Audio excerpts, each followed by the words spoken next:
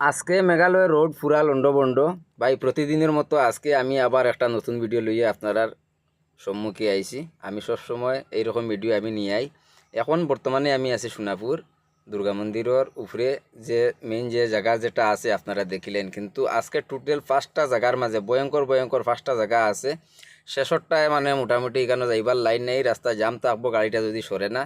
একদম লাস্টে আছে এটা। এখন এই গাড়িটা 2 দিন থেকে খাড়াই কেন, কিন্তু এটা পরে আরও 3টা জায়গা আছে।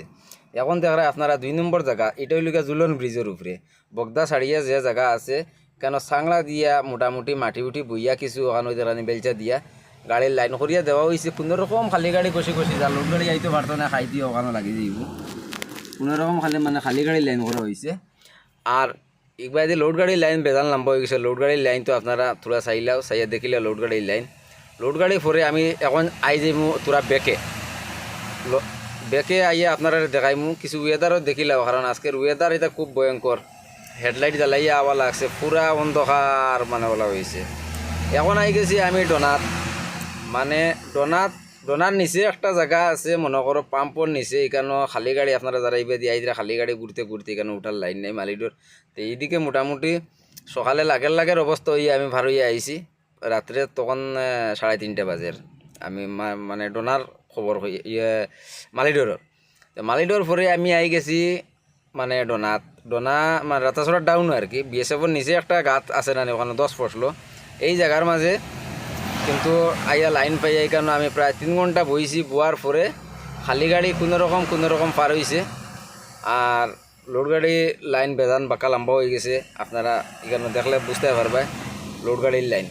এখন এই জায়গা পরে উকিয়াং বাই একটা পাঞ্জাবি গাড়ি ডাইরেক্ট আইয়া এখানে মানে ফাতাই রয়ে গেছে। কিন্তু এই গাড়িটা যদি সরায় না তে যাইবার কোনো লাইন নাই। এটা ভিডিও একদম লাস্টে আপনারা দেখবা। এখন দেখুন ওই যে গাড়ি যেটা আছে এখানেও সব গাড়ি কিন্তু লোড গাড়ি ডেন্সিটি দিয়ে ওই যে গাড়ি যেটা যার এটা এখানেও মানে এখানেও কালপাটর শেষ কোনা এখানেও মানে এই বাদি কোনো ছোটো গাড়িও আইতে পারে না, এইদিকে একমাত্র কারও আইতে পারে। আর বড় টায়ার টাকায় শূন্য গেছে কি ভালো যাস, কিন্তু ছোটো গাড়ি গেলে গাঁতর মাঝে হামাই যাইব। আর এখানেও দেখা খড় এখানেও লাগিয়া বাত। এখন আপনারা চিন্তা করেন এই গাড়িটার যে খড় লাগিয়া বই রয়েছে, এখন এই গাড়ির খড় যত সময় এখানে ঠেলিয়া হরানি হইব না বা এখানে খালি করে এখানে করা হইব না। কিন্তু ভাই লোড গাড়ি যাওয়া বহুত মুশকিল আছে। একটা বাইলে এইখানে লোড গাড়ি, আর আরেকটা আপনারা তো দেখতে পারছেন এখানে উপরে যে লোড গাড়ি সোনাপুর জুলন ব্রিজের এখানে। এই 2টা লোড গাড়ি কিন্তু ভাই আজকে পুরা মেঘালয় রোড লন্ডবন্ড। এখন এখানে উকিয়াং যে গাড়ি যেটা গাঁতলাম আইছে, এই গাঁতটাকে লইয়া এবার দিয়ে লাইন প্রায় বহুত জায়গায় এটা মানে লাইন এটা সব দেখা নেই তো সম্ভব নয়। আমি এর লাগে মুখ দিয়ে কইলি আর আপনারা তো মেঘালয় রোডও ব্লক লাগলে লাইন কত কান নয়।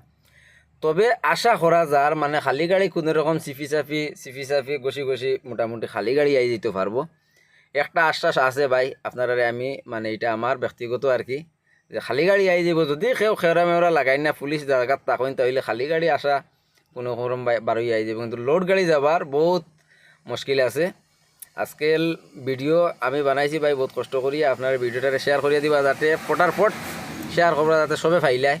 কারণ আমি ভিডিও বানাই ভাই মানুষের হেল্পর লাগিয়া, আর আপনারা যদি হেল্প হয় আমিও আরাম পাই। আর পেজে যদি নতুন তখন ভাই পেজ ফলো করিয়া রাখবা, কারণ আমার এই মেঘালয় রোডের ভিডিও সবসময় আমি আমার এই পেজের মাঝে আমি দেই। আর যদি ইউটিউব চ্যানেল এখনও সাবস্ক্রাইব করো না, তাইলে ইউটিউব চ্যানেলকে সাবস্ক্রাইব করি লইবে SM সাইকুল ইসলাম। আর সুন্দর করিয়া যার যে সুবিধা অসুবিধা যদি থাকে আপনারা কমেন্ট করবা। আমি কমেন্টর যতটুক মানে সম্ভব আমি কমেন্টও রিপ্লাই করার চেষ্টা করবো। আজকের ভিডিও অতটুকু, ধন্যবাদ।